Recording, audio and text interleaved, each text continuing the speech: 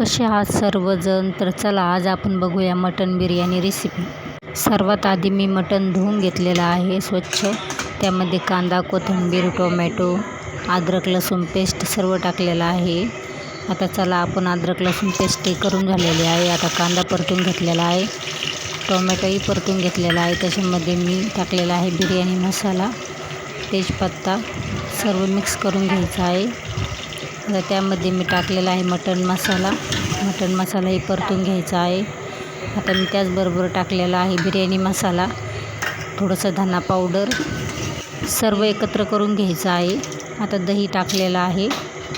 लगेच आपण त्यामध्ये मटणही टाकणार आहोत. सर्व एकत्र करून घ्यायचं आहे. चला आता सर्व मिक्स करून झालेलं आहे. त्यामध्ये तांदूळही टाकले आहे धुवून.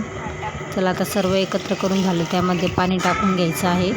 तर चला अशा प्रकारे आपली बिर्याणी तयार आहे. कशी वाटली कमेंटमध्ये नक्की सांगा आणि लाईक, शेअर आणि सबस्क्राईब करायला विसरू नका. Bye bye.